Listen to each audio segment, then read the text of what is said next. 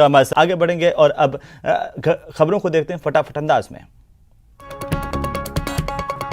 उदयपुर में कन्हैयालाल हत्याकांड के बाद लगे कर्फ्यू में लोगों को ढील मिल गई है। उदयपुर में 12 घंटे तक कर्फ्यू में ढील रहेगी। उदयपुर में लोगों को सुबह 8 बजे से लेकर के रात के 8 बजे तक कर्फ्यू में आज राहत दी गई है। वहीं दोपहर को 12 बजे के बाद इंटरनेट सेवाओं के भी बहाल होने की संभावना है। जालोर के वालेरा मठ के महंत पारस भारती रेवदर में सुरक्षित मिल गए हैं। महंत ने बताया कि कोई अज्ञात उन्हें नाले में पटक करके चला गया था और रेवदर के आबकारी थाने पहुंच करके उन्होंने अपनी आपबीती बताई। वालेरा मठ के महंत पारस भारती 3 दिन बाद मिले हैं। पुलिस इस पूरे मामले को लेकर जल्द खुलासा करेगी।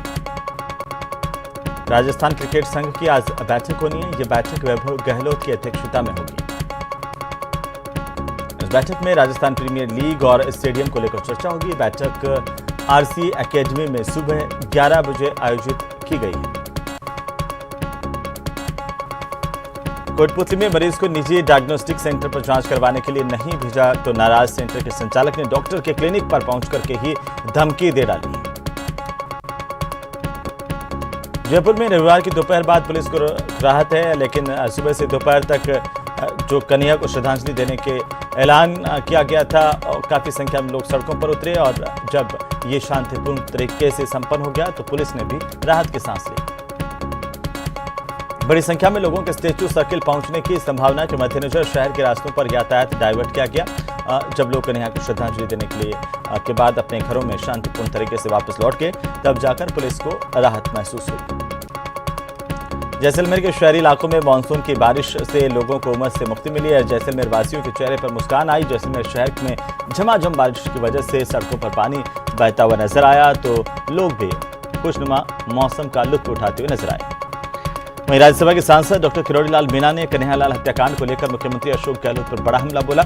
मीणा ने कहा कि मुख्यमंत्री अशोक गहलोत ढीले हैं, वे सख्ती से डील नहीं करना चाहते।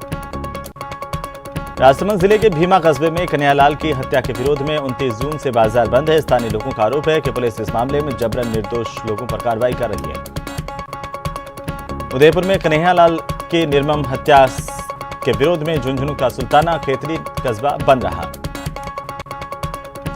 उदयपुर हत्याकांड को लेकर राजस्व मंत्री रामलाल जाट ने कहा कि यह जघन्य घटना जो सहन करने लायक नहीं है। मुख्यमंत्री अशोक गहलोत ने इस मामले में सराहनीय कदम उठाए हैं।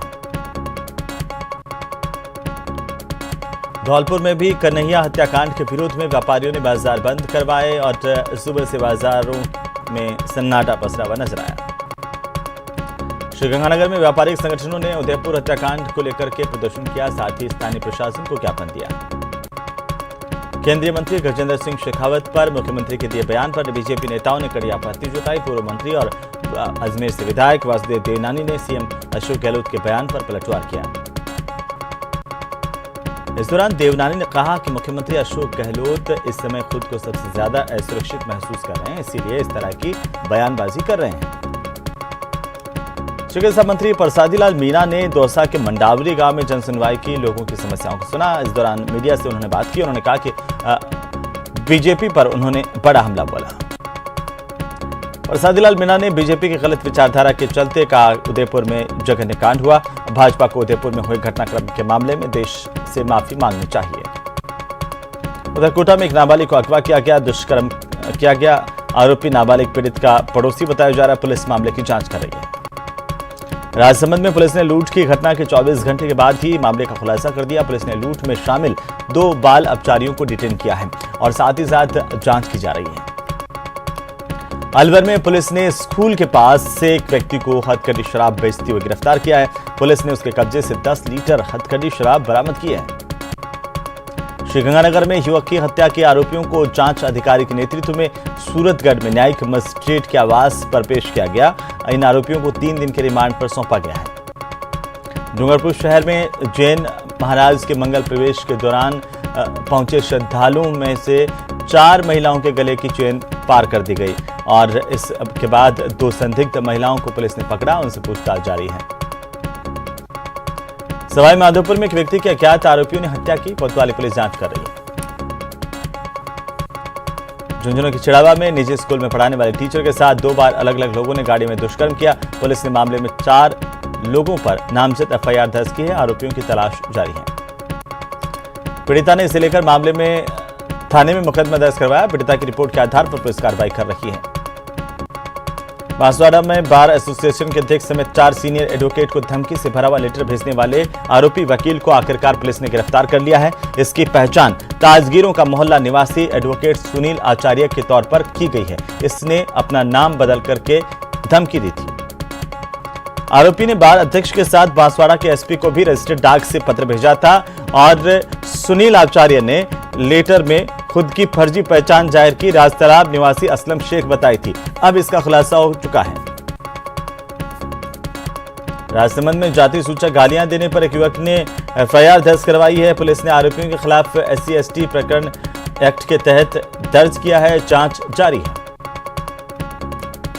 भरतपुर के कलेक्ट्रेट कार्यालय में अनाधिकृत तौर पर कार पर राजस्थान सरकार लिखने के मामले में पुलिस ने कार को जब्त कर लिया। अधिकारियों ने यातायात प्रभारी को निर्देशित किया है कि राजस्थान सरकार या फिर भारत सरकार लिखी हुई जो भी कारें हैं उनको रोका जाए, उनकी गहनता से तलाशी ली जाए और अगर किसी ने फर्जी आधार पर इस तरह से लिखवाया हुआ है तो उसको जब्त किया जाए।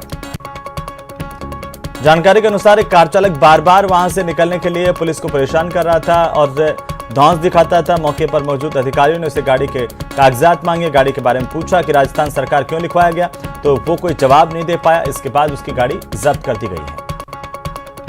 झुंझुनू में कुछ चोरों ने एक मकान का ताला तोड़ दिया, लेकिन चोर लोगों के जगह होने की वजह से वारदात नहीं कर पाए। जलमहल के इलाके में लगी भीषण आग ने प्रशासन की लापरवाही की पोल खोल दी है। फैक्ट्री के आसपास कई लोगों के मकान थे, घर थे और इस हादसे में कई परिवार बेघर हुए हैं। श्रीगंगानगर के सादुल शहर में एक अधेड़ उम्र के व्यक्ति की ट्रेन के चपेट में आने से दर्दनाक मौत हो गई। जीआरपी मौके पर पहुंची, जांच जारी है। मृतक की उम्र तकरीबन 50 साल बताई जा रही है। फिलहाल मृतक अधेड़ की पहचान करने में पुलिस जुटी हुई है। सीकर में माइनिंग की वजह से बड़ा हादसा हुआ। खुदाई के दौरान पहाड़ का एक हिस्सा दरक गया। इस वजह से नीचे खड़ी गाड़ियां और काम कर रहे मजदूर मलबे के नीचे दब गए। 2 मजदूरों की मौत हुई है। इस दौरान 2 मजदूरों के शव निकाले जा चुके हैं और एक अन्य घायल हुआ। सूचना पर पुलिस प्रशासन के आला अधिकारी मौके पर पहुंचे, राहत और बचाव का काम शुरू किया।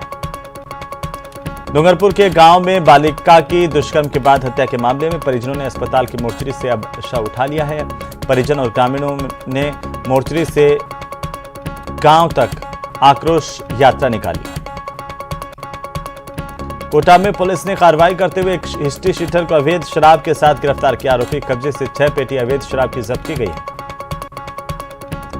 राजसमंद में द्वारकाधीश मंदिर में भगवान द्वारकाधीश को जल विहार करवाया गया और इस दौरान मंदिर में आकर्षक झांकी सजाई गई। भगवान की विशेष पूजा अर्चना की गई।